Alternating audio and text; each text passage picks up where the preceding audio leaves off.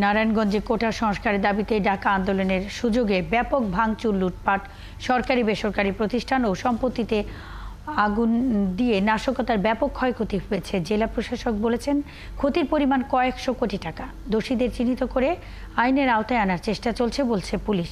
বুলবুল আহমেদ সোহেলের তথ্য ও ছবিতে প্রতিবেদন। এটি নারায়ণগঞ্জের ভূমিগড় এসবি গার্মেন্টস।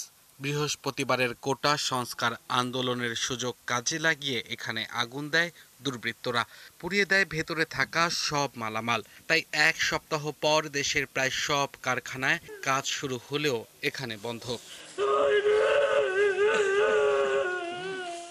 নারায়ণগঞ্জ আঞ্চলিক পাসপোর্ট কার্যালয়ে আগুন দেয়ায় পুড়ে গেছে ৮,০০০-এর বেশি পাসপোর্ট ও পুলিশ ভেরিফিকেশনের কাগজপত্র। ভবনের সার্ভার স্টেশনও অকেচো। মারামারি অনেক দেখছি, কিন্তু এরকম সহিংসভাবে কখনো দেয়নি। এগুলো সবচেয়ে বড় জিনিস। অনেক মানুষের অনেক ভাবে ক্ষতি হয়েছে। দেশের ক্ষতি করার, জিনিসের ক্ষতি করার, পাবলিকের ক্ষতি করার, এটা কোনো মতেই গ্রহণযোগ্য।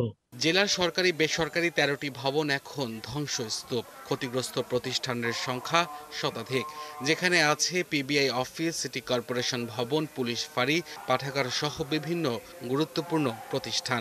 পুরনো হয় ফায়ার সার্ভিসের গাড়ি সহ বেশ কিছু যানবাহন। ৪ কোটি টাকার মতো ক্যাশ আমার শেষ হয়ে গেছে। এখন আমি যে চলবো ভাবতাম, আমার সেই অবস্থায় নেই। আমাদের যে অফিস ৩, ৪, ৫ তলা কিচ্ছু নেই, সব শেষ করে দিয়েছে, পুরো একবার বসুমিভূত করে দিয়েছে। যারা সরকারি বেসরকারি স্থাপনায় হামলা, ভাঙচুর ও অগ্নিসংযোগে জড়িত তাদের চিহ্নিত করে আইনের আওতায় আনার চেষ্টা চলছে। এরই মধ্যে গ্রেপ্তারও হয়েছে বেশ কয়েকজন। আন্দোলনকারীদেরকে ব্যবহার করে বিএনপি, জামাত, স্বাধীনতা বিরোধী যারা আছে, সেই সকল দুষ্কৃতিকারীরা এক ধরনের ধ্বংসযজ্ঞ চালিয়েছে। তা আমরা আশা করছি অল্প সময়ের মধ্যে এখন যে স্বাভাবিকতাটা আছে, এটা আরো ডে বাই ডে আরো স্বাভাবিক হয়ে আসবে। প্রাথমিকভাবে ধারণা করা হচ্ছে নারায়ণগঞ্জে ক্ষয়ক্ষতির পরিমাণ কয়েকশো কোটি টাকা। আব্দুল আল মামুন, ৭১।